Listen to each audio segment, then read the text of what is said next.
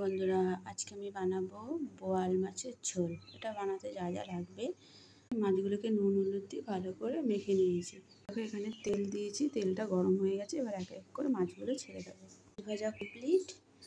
এবার আমি একে একে সব ফোড়ন দেবো। কালো ফোড়ন দিলাম। এবার দেখো, এর মধ্যে একটু পেঁয়াজ কুচি, আর আমি এটা ডাটা দিয়ে করবো। ডাটা আর একটু আলু সব একসাথে দিয়ে এটা ভেজে নেবো। দেখো, মিক্সিতে আমি একটু আদা, একটু রসুন আর একটু পেঁয়াজ একটু পেস্ট করে নিই। দেখো, আদা রসুন পেঁয়াজ পেস্ট হয়ে গেছে। এবার এটা আমি ঢেলে দেবো। এর মধ্যে আমি ঢেলে দিয়েছি। এবারে কিছুক্ষণ এটার সাথে কষিয়ে নেব।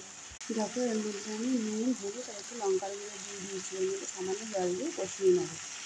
এবার দেখো, এর মধ্যে আমি সামান্য একটু উষ্ণ গরম জল দিয়ে দিলাম।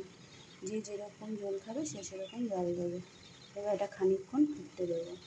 ঠিক আছে, এক করে সব ঝোলে ছেড়ে দিয়েছি। এবার কিছুক্ষণ এটা একটু রান্না করে নেব, নিয়ে নামিয়ে নেব। এই দেখো, আমার বোয়াল মাছ রান্না রেডি। কেমন হয়েছে তোমরা কমেন্ট করে অবশ্যই জানিও। আজকের মতো এই পর্যন্ত, আবার দেখা হবে নেক্সট ভিডিওতে। ততক্ষণ সবাই ভালো থাকবে। টাটা।